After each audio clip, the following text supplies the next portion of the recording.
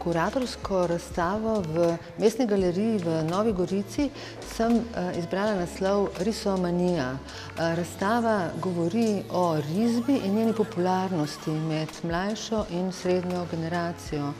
Opazila sem, da je risba postala izjemno privlačen medij in govorimo seveda o ročni risbi, ne o digitalni risbi, kar po svoje preseneča zaradi tega, ker je očitno tudi ta prostor tega neposrednega beleženja vtisov z roko na papir tisto privlačno, kar dela risbo torej aktualno in popularno. O tej maničnosti, strastnosti, navdušenju nad medijem priča razstava, mislim, da zelo dobro prav s tem, da se na njej zvrstijo izjemno raznolike možnosti, ki jih ponuja risba. Torej, risba danes še zdaleč ni samo osnutek, študija, nekaj na hitro ustvarjenega, ampak tudi končno avtonomno umetniško delo. In o raznolikosti govorimo. Risba seveda poleg tega, da je pripravljalna risba, je lahko tudi avtonomna risba, lahko je ekspresivna, estetska. Govorimo tudi o stripovski risbi, o zinovski risbi. Ta res raznolikost možnosti uporabe je prav, rekla, vesolje risbe se odpira res na široko. Ta medij je zanimiv tudi zaradi tega, ker je tisti, s katerim se po mitu začenja zgodovina slikarstva, zgodovina umetnosti vseh medijev. Naj bi torej z risbo, ki je obris sence, ki jo mečejo telesa, se začela umetnost v torej celoti. Z risbo smo želeli poudariti in mislim, da jo zato tudi avtorji izbirajo, ker je res torej direktna, ker je neposredna, ker je hitra, omogoča res najhitrejši prenos od misli do roke in torej ob vsem tem tudi zajema en širok repertoar torej možnosti, širok repertoar tem, ki jih danes umetniki, tudi tisti, ki so pač nekako na aktualistični špici dogajanja, ki jim sledijo. Z risbo se začenja proces, ko se ustvarjalec odloči, da bo ustvaril risani film. Risba je seveda prisotna pri stripu. Risba je tukaj na razstavi tudi, torej ta širok repertoar črte teče od risbe z risalom na papir do izreza v papirju.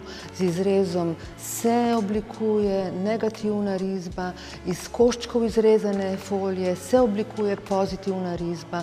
Torej risbe visijo kot žehta perila, kot pravi Miha Perne tukaj na špagi. Z risbo se dopolnijo kadri v filmu pri Marku Požlepu. Risba dejansko je tudi to hitro beleženje, mimogrede nekih vtisov, komentarjev, kritičnih, družbeno-kritičnih, ciničnih, jedkih tudi. Veliko jeze pravzaprav je tudi lahko ujete, ne samo sreče, zadovoljstva, tudi kritičnosti, torej nelagodja nad dogajanjem v naši družbi, v naši civilizaciji, tako da so v resnici možnosti njene izrazito pluralne in skozi risbo lahko govorimo o večglasnosti v današnjem svetu, o pluralnosti v današnjem svetu. Slogovno se širi njen izraz, vse od realistične, figuralne, plastične, tridimenzionalne, optični triki se lahko ujamejo v risbi.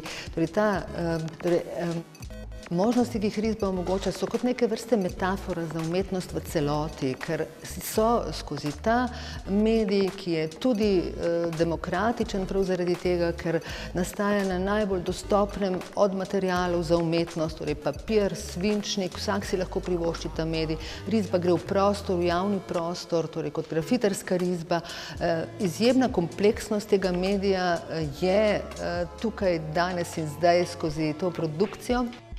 Ob izbiranju umetnikov me je presenetilo to, da je v slovenskem prostoru toliko avtorskih pozicij, ki vse še vztrajajo pri analogni risbi, ki se potem tudi kot zaključeno, dodelano delo, samostojno delo lahko konča v izjemno disciplinirani in izrazno smiselni, močni umetniški celoti.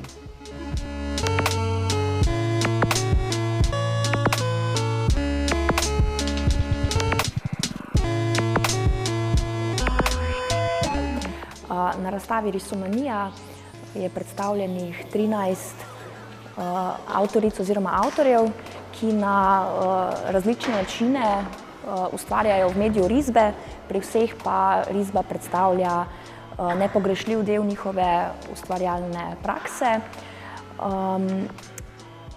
Če začnem za Suzano Breborovič. Suzana Breborovič se tudi pri svojem risarskem delu, podobno kot v svoji vzporedni slikarski praksi, osredotoča na arhitekturo in razmerje med posameznikom ter družbenim sistemom, pri čemer uporablja izrezovanje iz papirja za ponazarjanje ruševin, kar je tudi naslov njene predstavljene serije Bones.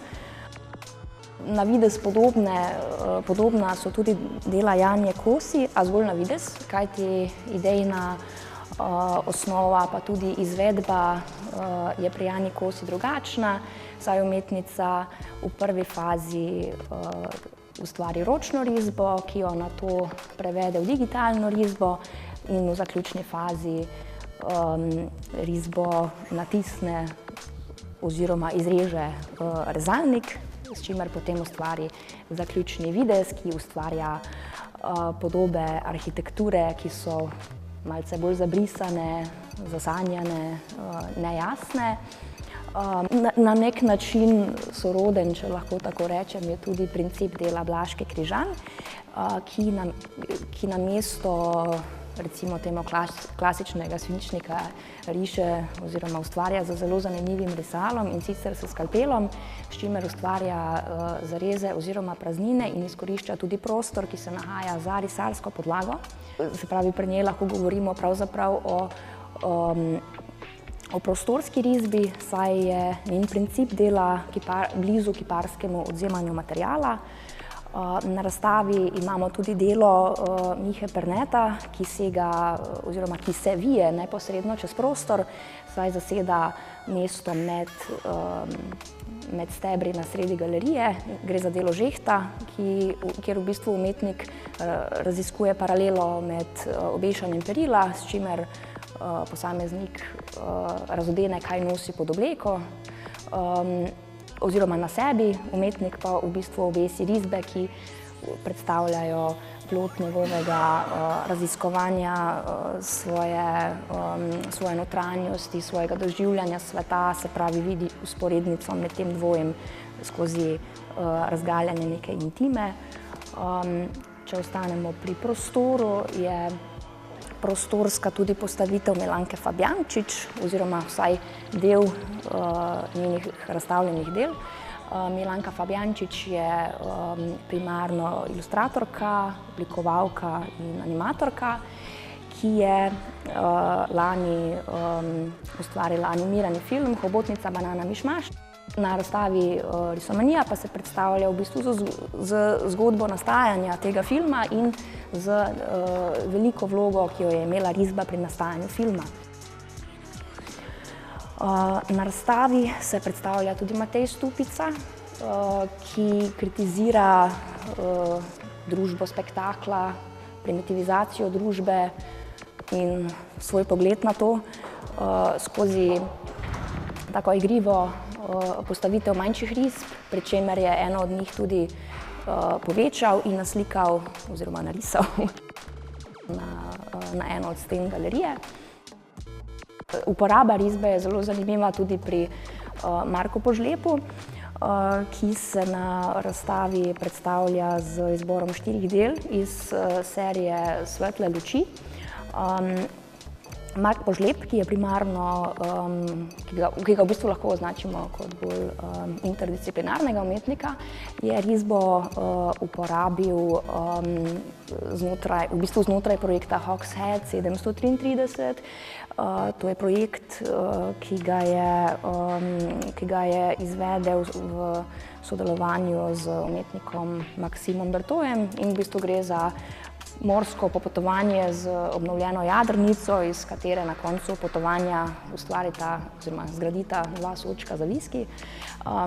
Celotno pot sta umetnika dokumentirala, a med morsko potjo so bile tudi situacije, kot je kakšno neurje, ko dokumentacija ni bila mogoča, in da so pri ustvarjanju videa nadomestili manjkajoče kadre, je Mark Požlep ustvaril serijo risb. Poleg Marka Požlepa na razstavi vidimo dela Mitje Koniča, ki se predstavlja z večjimi in manjšimi formati.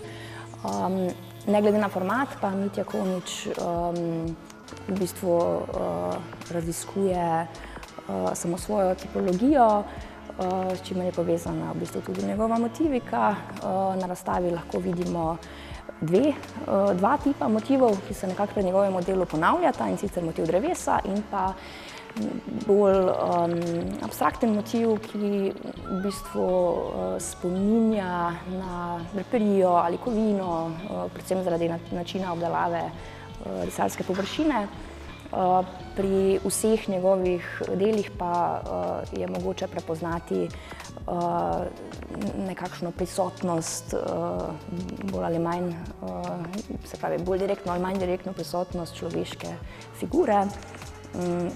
Potem na razstavi vidimo tudi dela Erika Mavriča, ki riše z ogljem na različne materiale. Na razstavi se predstavlja z dvemi deli. Eno je izvedeno z ogljem na les, drugo na mavčno oziroma knauf ploščo. Oglje Erik Mavrič uporablja namenoma, saj vidi med ogljem in svetom, ki ga na svojih delih ustvarja, veliko vzporednico. Oboje je krhko, izredno lomljivo, požgano, in takšne so tudi podobe, ki jih Erik Mavrič ustvarja.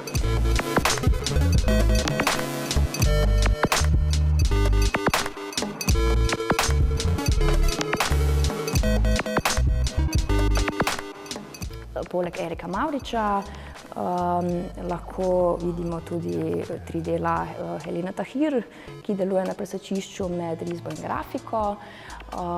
Helena Tahir ustvarja dela, v katerih išče harmonijo, estetiko, uporablja pravzaprav zelo preprosta in dostopna sredstva, s katerimi ustvarja dovršena likovna dela. Navdih pa vedno išče v svojem otroštvu. Na razstavi pa se predstavlja tudi z novejšimi deli, ki jih je navdihnilo njeno potovanje v Irak, kjer se je seznanila s svojimi oziroma z delom svojega sorodstva, kar je vplivalo na njeno delo in tudi na uporabo indigo papirja. Na drugi strani, nasproti Helene Tahir, imamo še 2 deli Lucije Stramec, ki so na prvi pogled izjemno natančna, izjemno mimetična, in šele ko se gledalec njenemu delu približa, vidi razpon vseh tankih, belih potez, ki jih Lucija Stramec zelo dosledno polaga eno ob drugo in gradi tak zelo specifičen videz oziroma izseke iz pokrajine. Poleg Lucije imamo še Leona Zvodarja. Leon Zvodar pa v bistvu, oziroma razstavljena dela Leona Zvodarja bi lahko rekli, da predstavljajo res to neko veliko veselje do risanja, kar nakazuje tudi ime razstavljenih del, OD, kar v bistvu pomeni organized doodling oziroma organizirano čečkanje. Pravi umetnik je na 4 večje risalne podlage ustvaril res bogato množico podob, ki jih na nek način uravnovesi z praznino na sredini, ki ustreza velikosti post-it listka, kamor običajno, sploh med telefonskimi pogovori, ustvarjamo ali pa slučajno čečkamo. Za konec lahko povem še nekaj o svojem delu. Sama se predstavljam z